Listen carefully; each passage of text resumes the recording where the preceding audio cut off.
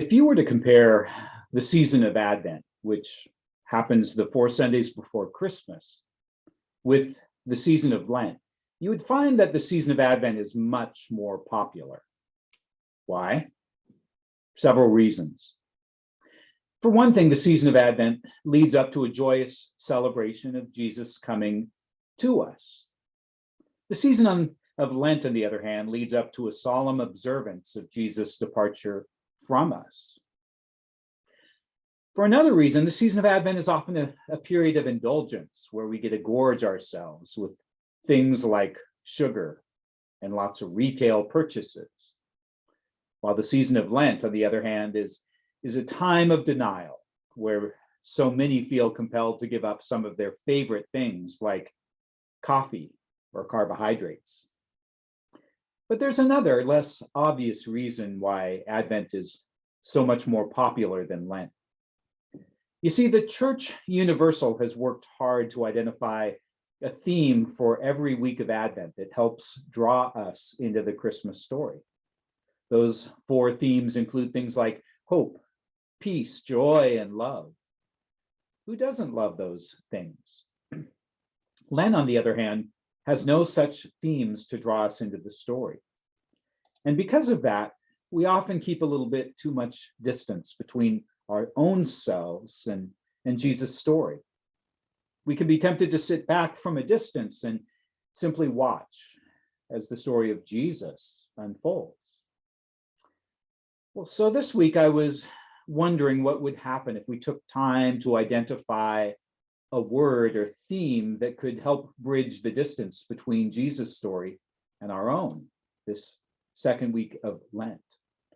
And right away, a specific word popped out at me that captured the essence of today's passage.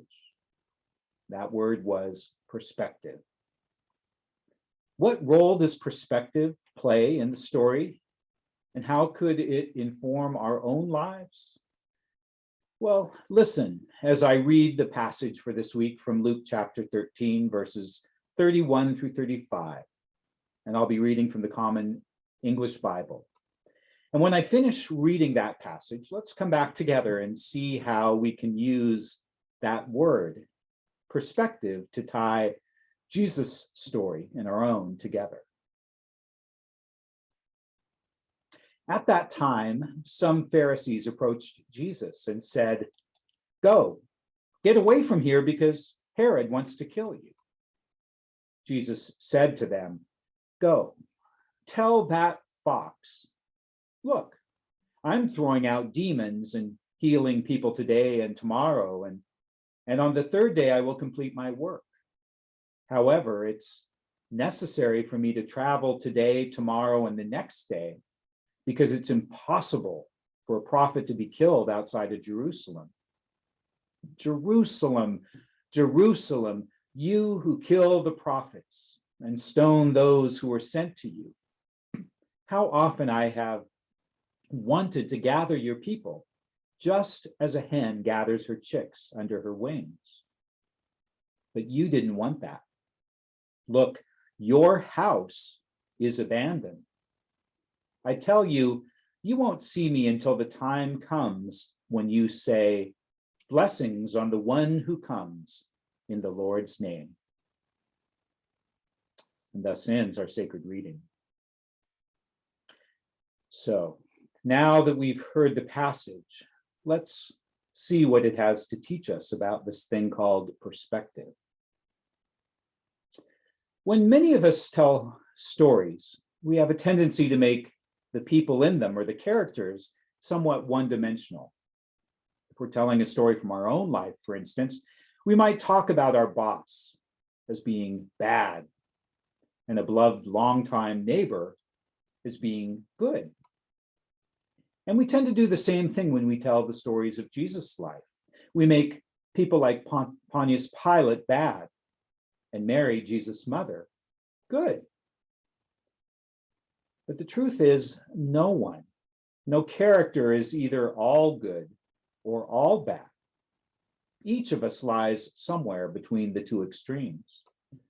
And today's passage begins by immediately making that point. For you see, when it comes to Jesus' story, many of us have grown up thinking of the Pharisees as being all bad. As Amy Jill Levine writes, we think of them as lifeless, legalistic, and even toxic. And in this telling of many stories, they sure come across that way.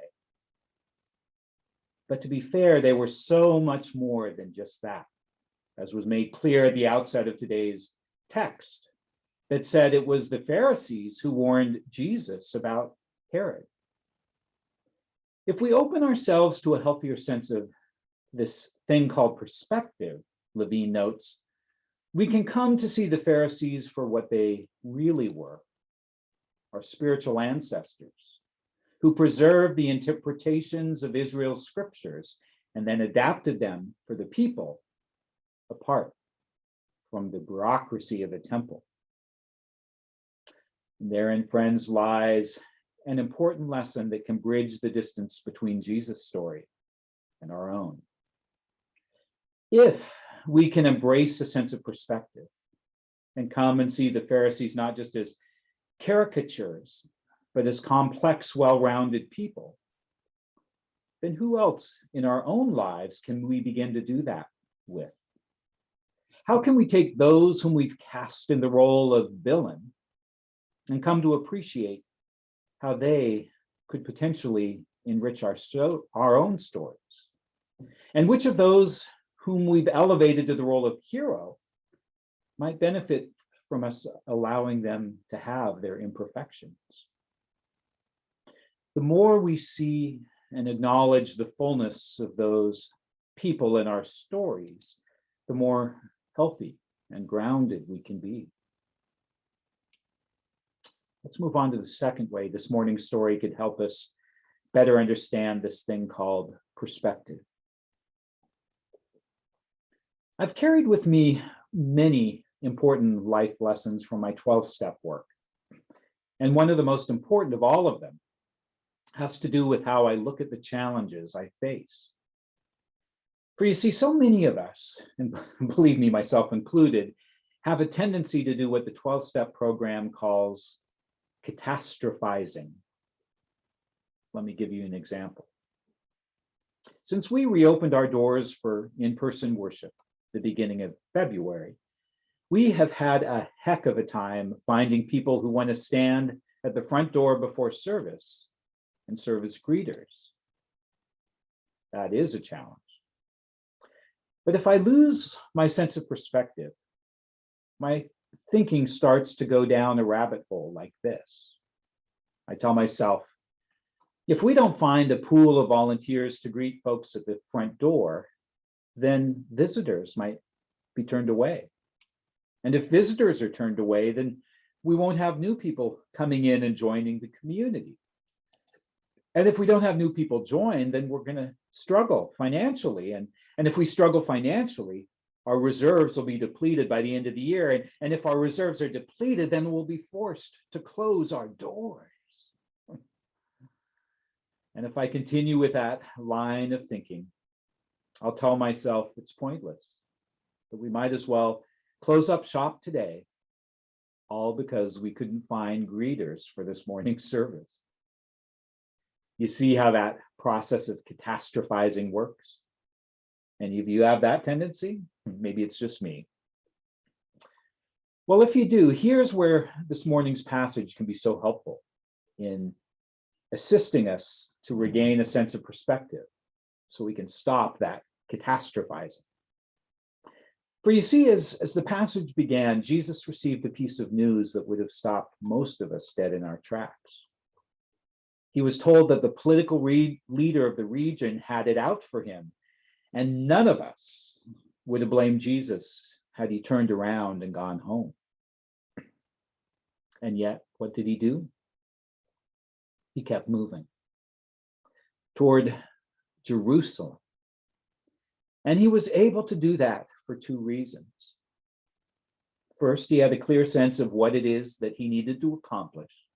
And that sense of purpose put everything, even a small little man like Vladimir Putin, I mean Herod, into perspective. As Leslie Hopp said in her commentary, in that moment of crisis, Jesus dismissed Herod as powerless to prevent him from carrying on his mission to establish God's reign on earth. And in doing so, Jesus reminded us that the villains in our lives have only as much power over us as we give them. And that sense of perspective didn't just help Jesus overcome a fear. That perspective gave him the chance to do something even more remarkable: shift his thinking about the so-called villains.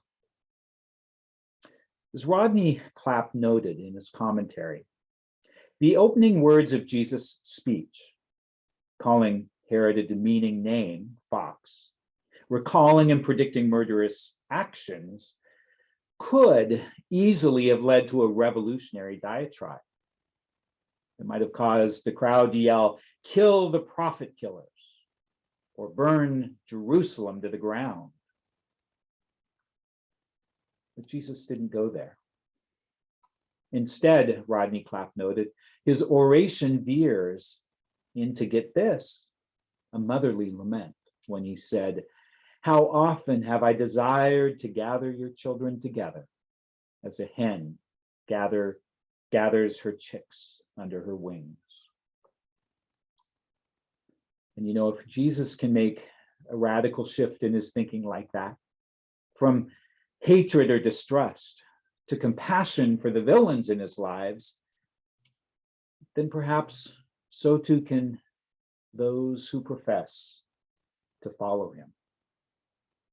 For as a people who live in a world populated by those whom we cast as one-dimensional villains, Rodney Clapp beautifully captures the most powerful lesson that we might carry from the reading. He writes, "With these surprising words, the mighty appear in a new light.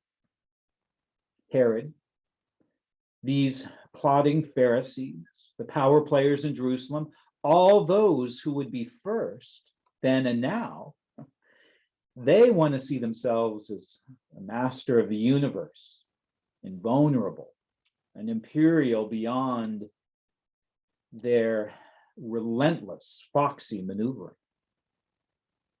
And yet, Clapp concludes, Jesus calls their death dealing by name, seeing them for who and what they really are: barnyard chicks lost in a storm, too afraid and too stubborn to find shelter under the shadow of a mother hen's wings. What these overlords want is to be heard as a fearsome canine growler. Yet they emerge as those who comically cheep.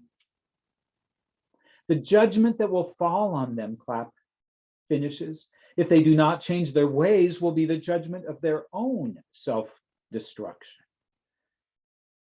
The political machinations will go on, but we take heart knowing there is a true and a living God, and that the foxes are not in control as much as they like to think they are. And so, friends, in closing, my prayer for us this week is that we will hold on to the power of that lesson, and God help us keep things in perspective. For if we can fight off our urge to make people one-dimensional and fight off our tendency to catastrophize by looking at the big picture, then we can do what Jesus did. Keep moving, knowing that better days lie ahead. May it be so, and have a great week. Amen.